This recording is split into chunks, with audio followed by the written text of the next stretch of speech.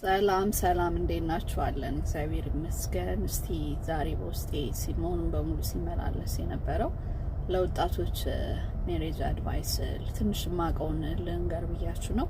ላላገቡ ነው ይሄ።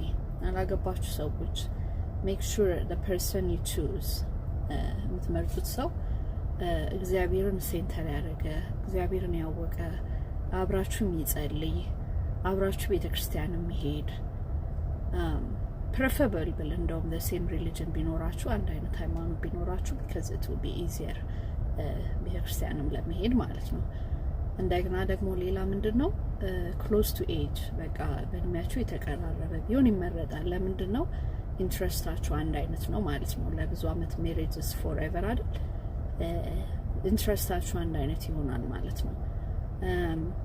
interest ሲባል make sure you guys have the most at least close የሆነ interest አብራችሁ ወይም ደግሞ compromise ማድረግ የምትችሉ መሆን አለባችሁ። ለምሳሌ travel ማድረግ የምትፈልግ ከሆነ እሱም travel interest መኖር አለበት።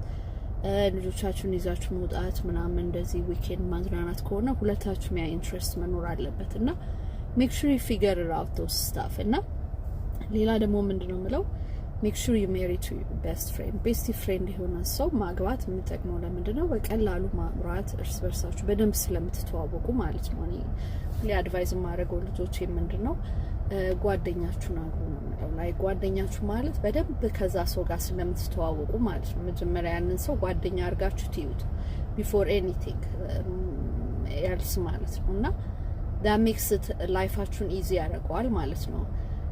መመክራችሁ ነው ያው መነግራችሁ ምን ያረኩት ነገር ባይሆን አይደለም ልጅም ነበርኩኝ ስገባ እና from experience ነው መነግራችሁ difference make ያረጋል ያሰብኩት ነገሮች ማለት ነው።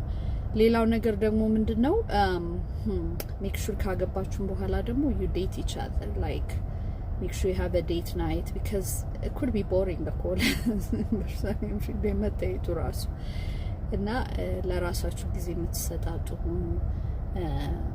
እንደገና ደግሞ በቃ like ቁጭ ብላችሁ ማውራት የምትችሉ ካውንስሊንግ ችግር ሲኖር ካውንስሊንግ ኦፕንሊ ያሰው አብሯችሁ ሊሄድ እንደሚችል ምናምን እንደዛ አይነት ነገሮችን በደንብ አጥንታችሁ ገቡበት። አትሸኩሉ ትዳር ላይ ስትገቡ ለማለት ፈልጌ ነውና በሚቀጥለው ደግሞ ያገባችሁ በሚል ቪዲዮ ሰራለሁ።